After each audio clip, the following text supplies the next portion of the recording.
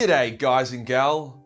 Unification. It's a great thing. It brings people together, empowers people, and often gets you laid. Unless you live in the universe of Warhammer 40k, unification sucks here. Tons of people die violently, and cultures are erased on the whim of a god-hating golden man. Warhammer never fails to flip the connotations of otherwise positive words or phrases. We've been diving into the history of mankind in 40k on this channel recently, and the next stop on the come train is the Unification Wars, which is what the Emperor called it, as the Genocide Wars didn't quite have the same novelty to it. Before we jump in and discover what happens when a living god and an army of juiced up white Shaquille O'Neals take on a bunch of Conans with railguns and cyber dongs, I want to say that you guys have been awesome, with the channel pushing past 200k. However, we are still in need of a solid push and a heave to fly past the great enemy, so if you laugh, smile, or even lactate at any point in this video, then slap that subscribe button. My fragile ego would really appreciate it. Today we're going to go over the Unification Wars of Terra, who was on what side, how it eventually ended, and how did it shape the Imperium we know today. Let's get into it. Mankind had just endured 5,000 years of metaphorical sodomy. The Age of Strife had been a shitty time to be a human, as Xenos, demons, and even other humans slaughtered and raided vulnerable worlds. Warp storms were absolutely pumping, hence interstellar travel was unavailable. No world was left unscathed, not even Earth, mankind's heart and original homeworld. If anything, Earth, now called Terra, copped it the worst. See, Terra had a lot of big bombs and big guns. The Sol system also had a number of other planets, such as Mars and the Moon, which were also colonized and had big guns. Hence, for a few thousand years, Mars, Terra, and the Moon bombed the ever-living shit out of each other. The result was that each world turned to shit and stopped trying to bomb each other. Terra, no longer being able to bomb their neighbors, decided to bomb itself, turning the world into an irradiated wasteland.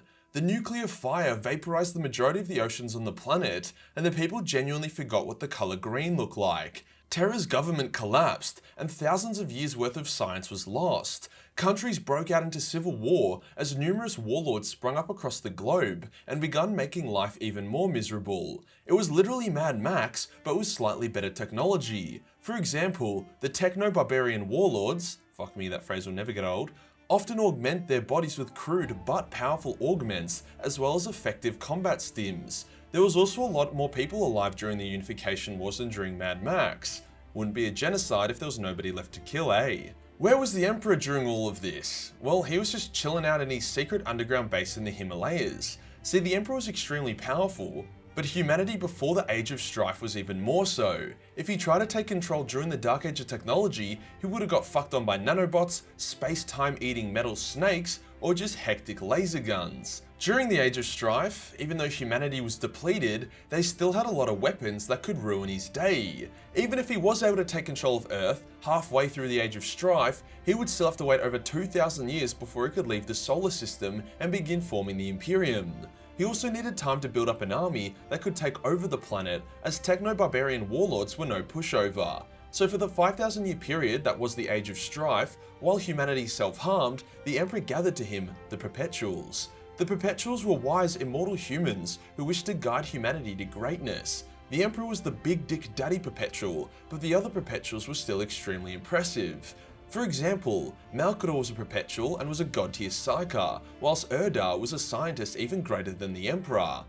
Using the Perpetual's knowledge, the Emperor was able to create the Custodes and the Thunder Warriors, two different but very powerful set of super soldiers. Now the warp storms, which have been causing mankind so many issues, were a result of the Elder Empire having a galactic blood orgy, which was slowly but surely spawning Slaanesh into existence.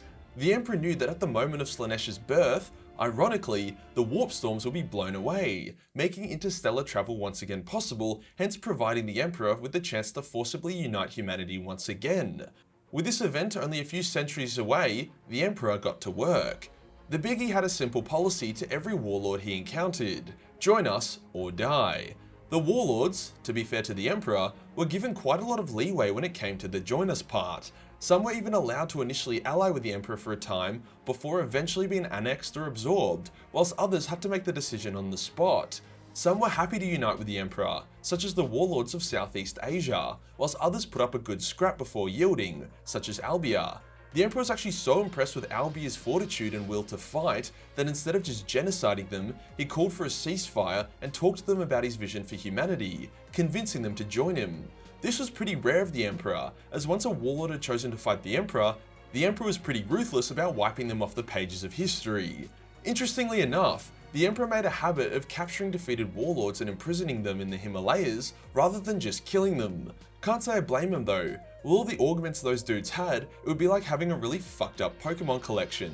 Might even make Trezin jealous. Germany, North America, Brazil, Egypt. One by one the warlords fell and the territory was taken by the Emperor. In some places the Emperor was merciful and allowed defeated nations to maintain a lot of their culture, whilst in others, especially ones that were hyper-religious, like Antarctica, he made sure to kill every man, woman and child. Australia was actually doing pretty well for itself during the Age of Strife and was controlled by a mad genius warlord.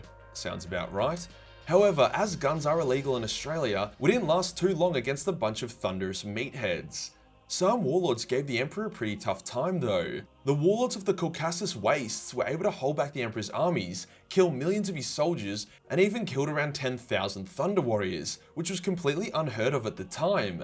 They were so tough that instead of putting all of his effort into destroying them, the Emperor elected to basically quarantine the region and keep it contained.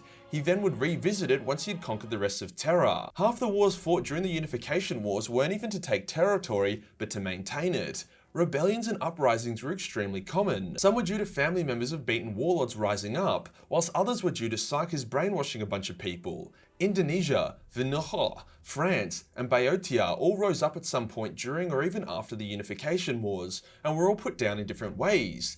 The Emperor used some prototype Night Lords to scare the loyalty back into the people of Warhammer, whilst the early Death Guard got some nice practice killing the French. Whilst the wars of unification had been raging, the Emperor's true colours and vision became more apparent to the other Perpetuals. The Emperor knew that for humanity to survive the coming storm, they would need to be ruled and united with an iron fist. The Imperium would need to be a harsh and ruthless place, built on the corpses of countless people, both human and Xeno. This didn't sit well with most of the Perpetuals, cause, well, they're a bunch of pussies. They also didn't have the foresight that the Emperor had, hence didn't realize that going full tyrant mode was the only way mankind would survive. Hence one by one, the Emperor's closest friends and allies abandoned him. Some went into exile, like Galanius Pearson, who got shitty at the Emperor after the Emperor wanted to study some forbidden knowledge they got from a chaos cult they just killed, whilst others straight up rebelled against the Emperor and fought wars against him. Towards the end of the Unification Wars, only Malkador and Urdar remained by the Emperor's side. The Emperor was actually pretty upset about this, as he originally wanted the Perpetuals to lead each legion of Space Marines and be his generals, but with them gone, he had to do Plan B. Using he and Urdar's DNA, as well as their scientific brilliance and some cheeky voodoo, the Emperor created the 20 Primarchs. However, when Urdar realized the Emperor would use them as weapons of war, she freaked out and threw them into the warp. Fucking bitch, like, what'd she think they were gonna be used for? Fucking farming? With that, Urdar left the Emperor's side, hence it was just he and Malkador remaining. See, Malkador didn't always agree with the Emperor's methods, but he knew that the Emperor was mankind's best chance, hence he remained as his loyal advisor and friend. A quick note here, the Emperor did not hunt down or kill the Perpetuals that abandoned or betrayed him, even though he knew where they were and he knew how to kill them. He always admired and respected them, even if they looked back at him in disgust. The Unification Wars were coming to a close, and the first Space Marines were now on the field being tested. At the time, the Emperor didn't want the Thunder Warriors to know that they were being made obsolete, as a Thunder Warrior rebellion would be a gigantic pain in the ass. Hence any battles that the Space Marines undertook were separate from the Thunder Warriors. It was the early Space Marines who were eventually able to break the defenses of the Caucasus Wastes and bring that rogue nation to heel, and it was the early Space Marines that put down most of the rebellions on Terra. The Thunder Warriors were better warriors than Space Marines, but they lacked proper tactics and general manners. They also didn't last too long due to their bodies rejecting the crude surgeries it endured to turn them into a Thunder Warrior. Now, I recently made a video on the Thunder Warriors covering a lot of this stuff, but basically during the final official battle of the Unification Wars on Mount Ararat, the Thunder Warriors cast down the Emperor's last foe. As they were celebrating their final victory, the Emperor's banana boys hit them with a "you got pranked, bro," and absolutely mowed down the Thunder Warriors while they were defenseless and in a kill zone. Custodes are the only warriors shown to be able to reliably take down Thunder Warriors, hence 95% of the Thunder Warriors died that day. Some escaped to wage futile future wars against the Emperor, whilst others went into hiding and continued to serve the Imperium in their own way. With the Thunder Warriors dead and the Battle of Mount Ararat won, the Unification Wars had come to a close. The Emperor's test for his Space Marine legions was a success, and with the recent alliance with Mars, mankind was once again ready to go amongst the stars and reform its legendary empire. The Great Crusade had begun. If you enjoyed the video and you want to support the channel, then Patreon is the place to be, where only $1 per month give you access to a boatload of Warhammer hentai, including Thunder Warrior hentai, which is coming soon. Hit the subscribe button, then hit the real subscribe button for more unified content. Join the Discord for more memes, and I'll see you in the next one. Peace.